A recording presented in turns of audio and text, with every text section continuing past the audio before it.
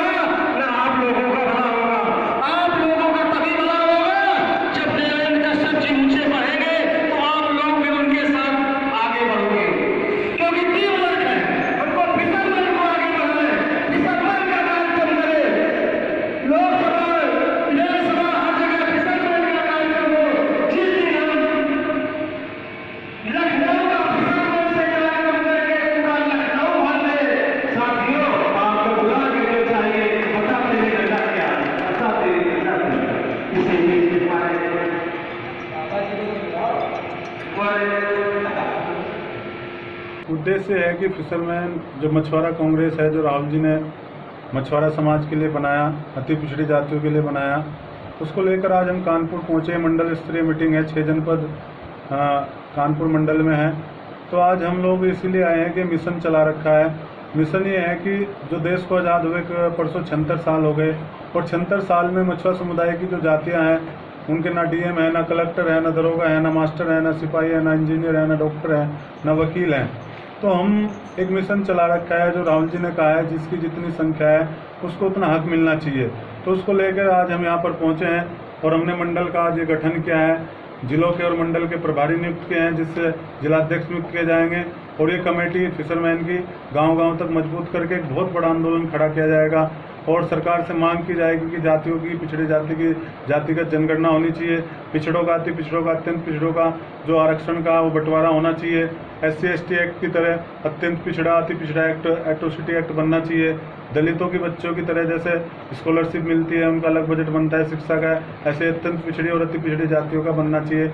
और मछुआ समुदाय के जो पुश्तैनी काम है, जैसे मछली पालन, झील, झरने, श्रेणी 3 के पट्टे, बालू खनन, वो कानून बना के फिर से इन लोगों को मिलना चाहिए।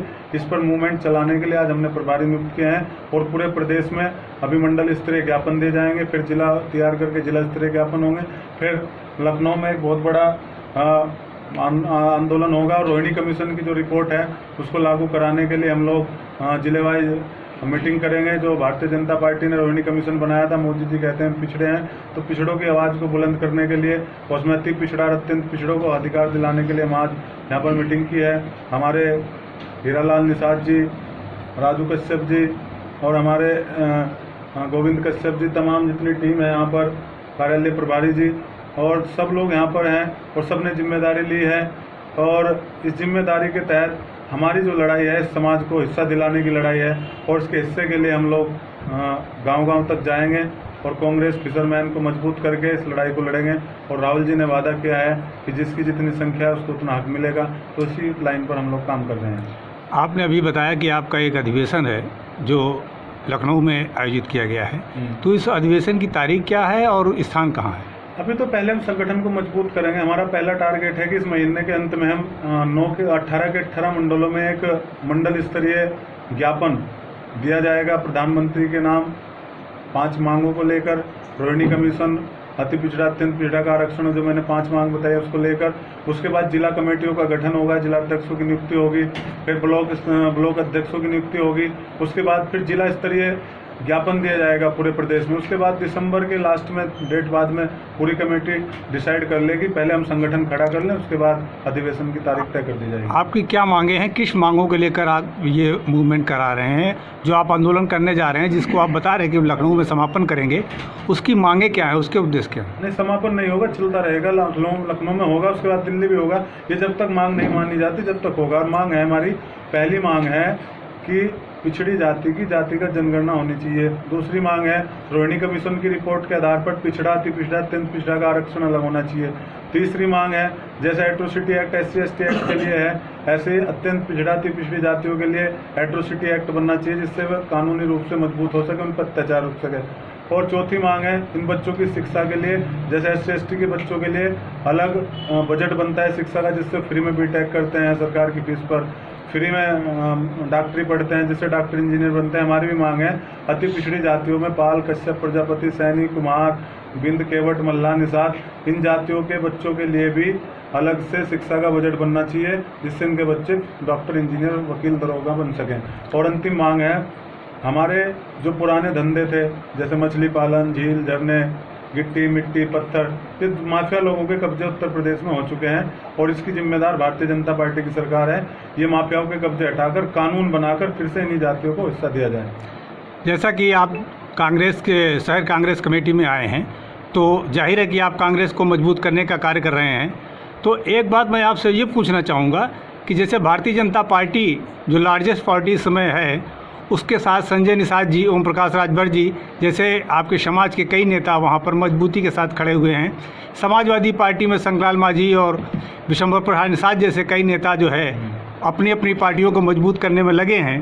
तो इस तरीके से अगर आप कांग्रेस को मजबूत करने के लिए अपने समाज से जो योगदान देने जा रहे हैं, तो ऐसी आपके पास क्या योजनाएं हैं, क्या चीज़ें हैं जो आप कांग्रेस को मजबूत करेंगे?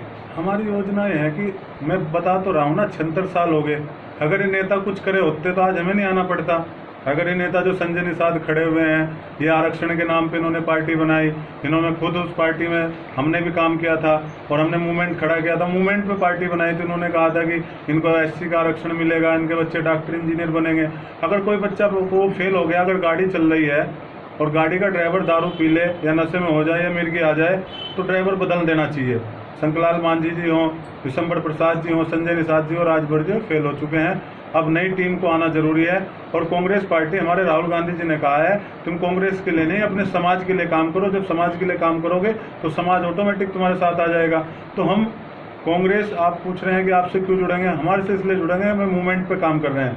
हमारा मूवमेंट यही है कि हमारे नेता राहुल गांधी ने कहा है जिसकी जितनी संख्या उसका उतना को ये करके दिखा दिया।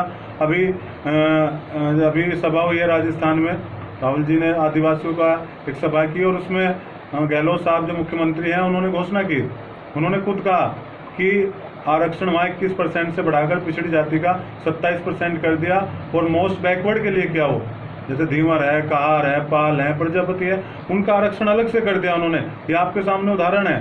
और राहुल गांधी आज जो आप देख रहे होंगे सबसे छोटे वर्गों के पास, मैकेनिक के पास, सब्जी वाले के पास, जिसकी भी जो समस्या है किसानों के पास, सबसे ज़्यादा अगर कोई जन नेता जाने का काम कर रहा है तो वो राहुल गांधी है। और राहुल गांधी आने वाले टाइम में महात्मा गांधी जैसे होने जा रहे हैं। उन्हें सत्ता का कोई लालच नहीं है, इसलिए लोग उनसे जुड़ेंगे और हम लोग इस मूवमेंट में उनके साथ हैं और हमारे समाज के इस मूवमेंट को हम लोग चलाएंगे और जनता आने वाले टाइम में अपने अधिकारों के लिए खड़ी होगी।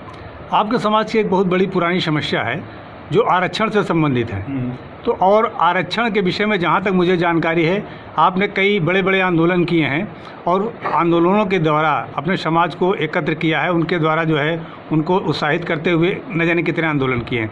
तो अब आप कांग्रेस के द्वारा जो आंदोलन करने जा रहे हैं और सरकार है भारतीय जनता पार्टी की, तो इस विषय पर आप पार्टी के बेस पे या समाज के बेस पे कैसे आंदोलन करेंगे? आंदोलन तो कोई भी कर सकता है। देखो, अगर ये पार्टी नहीं दे रही, राहुल जी ने खुद कहा था कि 2011 की जनगणना के आंकड़े पेश करें, मोदी जी नहीं पेश कर सकते, हटे हम आगे करेंगे, तो बिना पॉलिटिकल पार्टी के भी हिस्सा नहीं मिलेगा। तो हम लोग फिशरमैन कांग्रेस, हमें इसलिए अलग से विंग दिया गया है पार्टी के द्वारा कि आप अपने समाज के मुद्दे उठाओ, सरकार से लड़ो और अपने मुद्दों को, आज कांग्रेस पार्टी ने उन मुद्दों को आगे किया और कांग्रेस पार्टी ने कहा है कि अगर भारतीय जनता पार्टी नहीं देगी तो कांग्रेस पार्टी देगी। तो इन मुद्दों को अगर हम उठाएंगे तो तभी तो मिलेगा। आज तक जो नेता हुए उन्होंने मुद्दे ही नहीं उठाए, उनको विधायक बनना था, सांसद बनना था, मंत्री बनना था, वो इसी के लिए राजनीति कर रहे थे। हम जो फिशरमैन के लोग हैं वो इसके लिए नहीं राजनीति करेंगे, समाज के मिशन के लिए राजनीति करेंगे। हम समाज को विधायक सांसद बनाने नहीं, समाज के लिए कानून बनवाने के लिए परमानेंट आए हैं, जिससे इस बीमारी का परमानेंट हल हो सके।